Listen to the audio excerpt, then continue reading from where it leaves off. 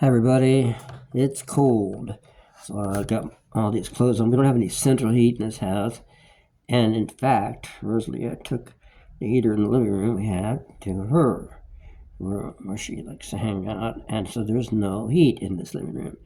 But I'm okay. I am all dressed up.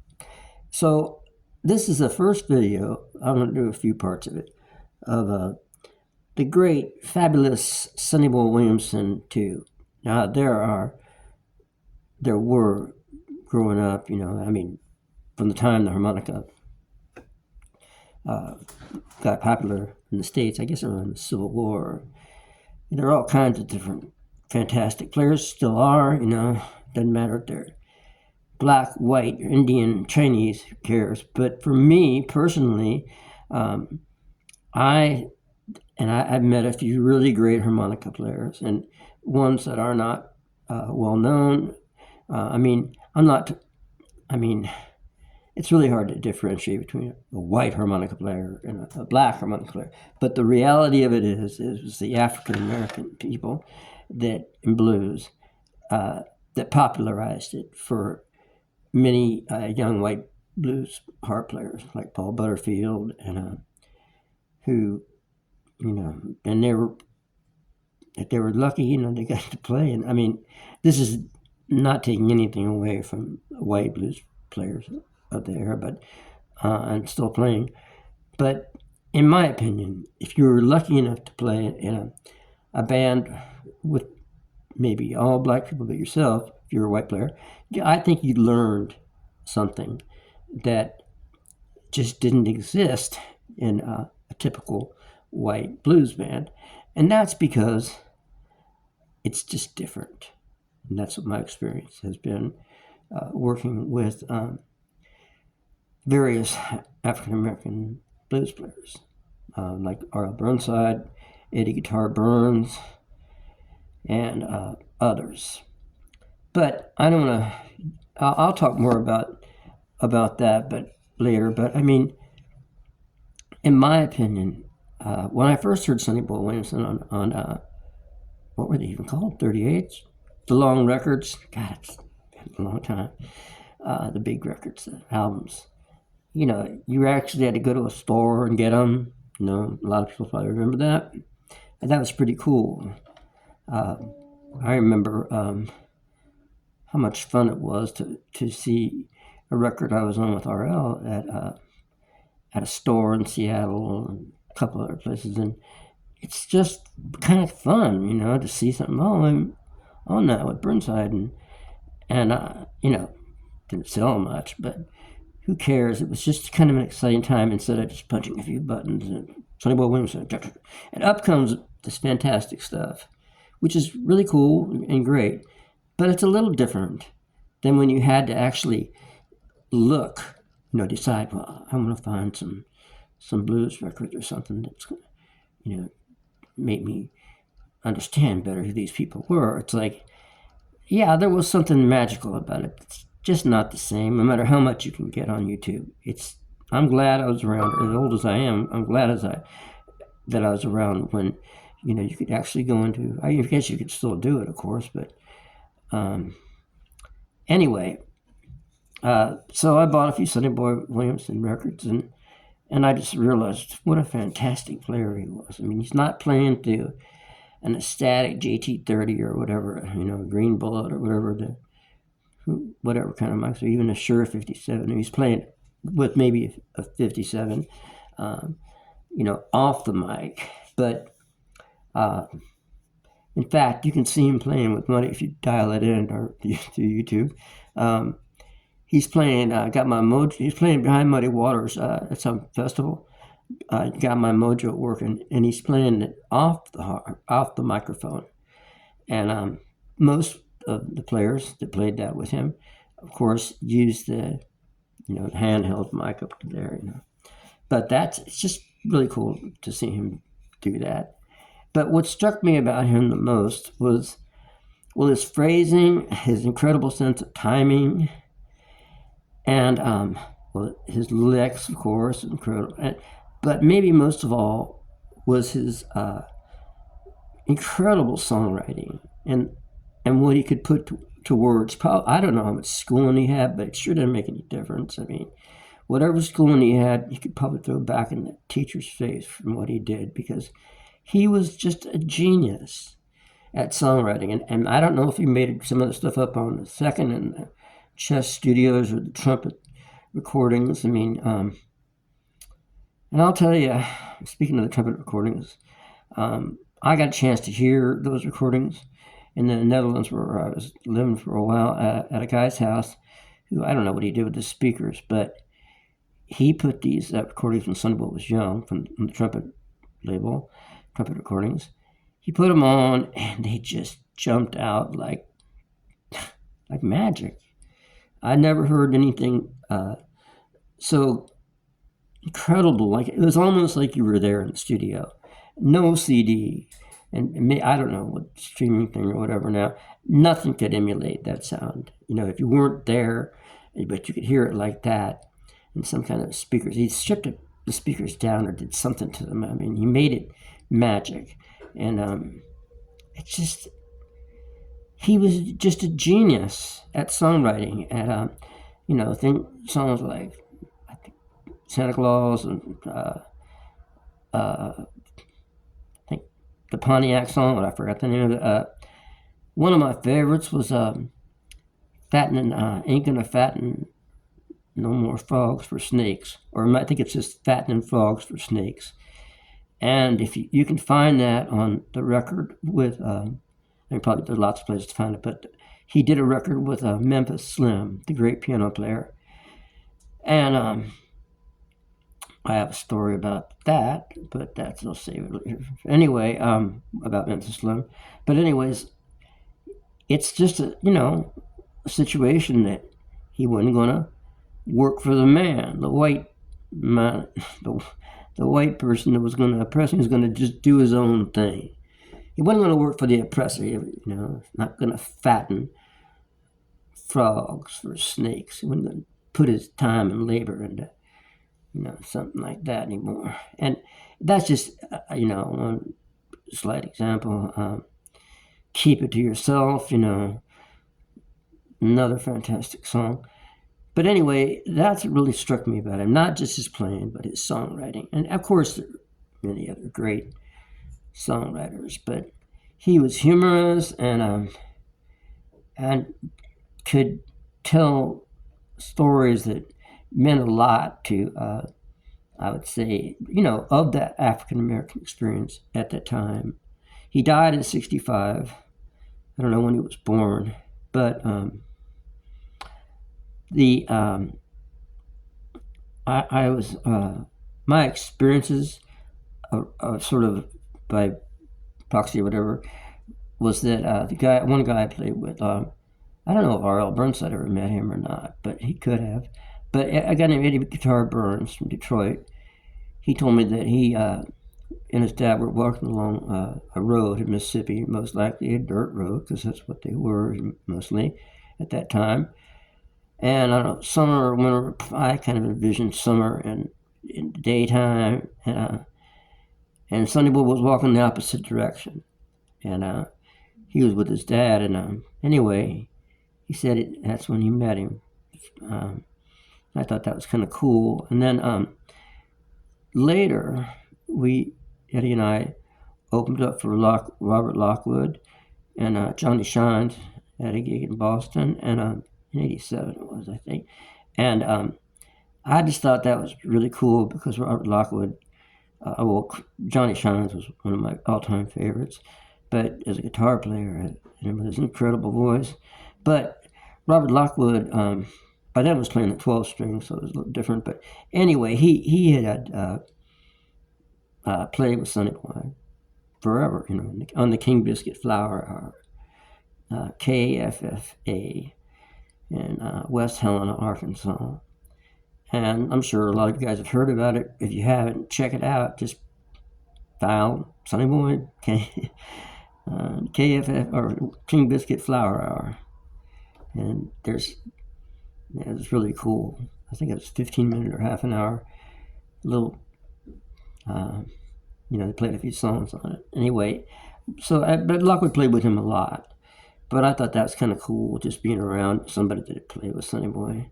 And I think of all the harmonica players, all the incredible great ones that we all learn from. I guess the one, even though I love them almost equally, Sonny Boy, and learned a lot from them, I guess Sonny Boy still is the biggest regret that I have in music is not being able to see him play live.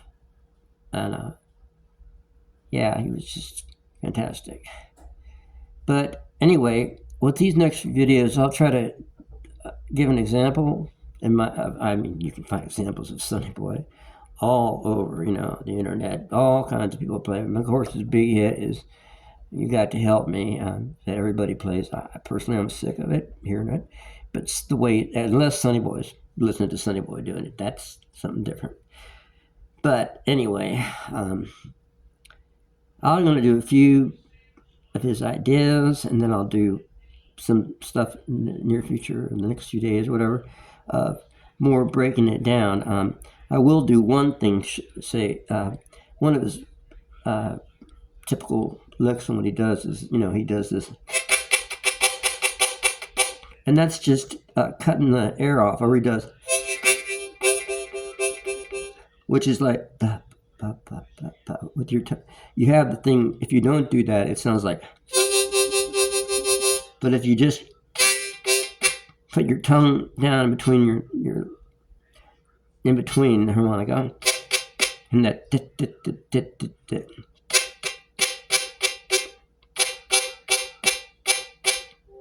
So here's open, which doesn't sound like much, but if you go, you can do it in different ways, but the main thing is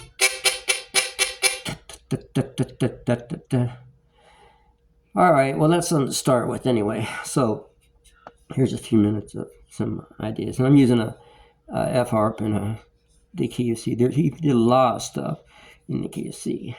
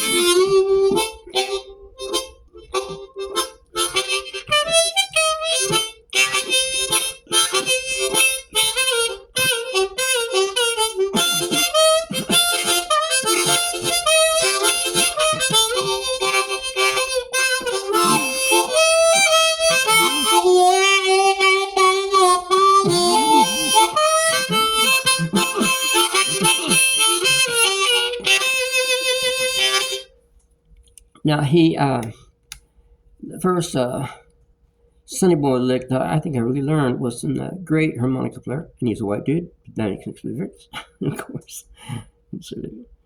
Curtis Gatto, and so of course we all, it doesn't matter again what color you are playing. I've only had a few incidences where people have said anything, but mostly I think the cats are really cool. They just love it that people care about their music. Not everybody was like that, but most playing or whatever African American guys just thought that's just cares about color. But anyway, Curtis, he showed me this lick, and I'll go over it more another time. But it's like.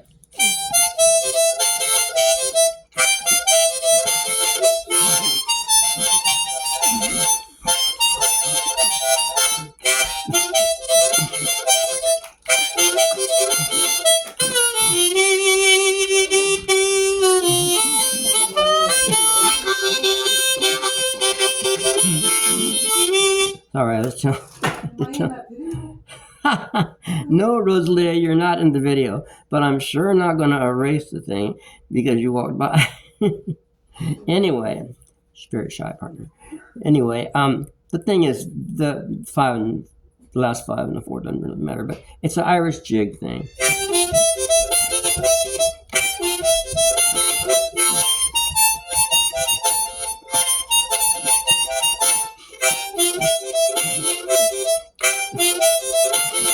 So that's, going from the one to the four, back to one.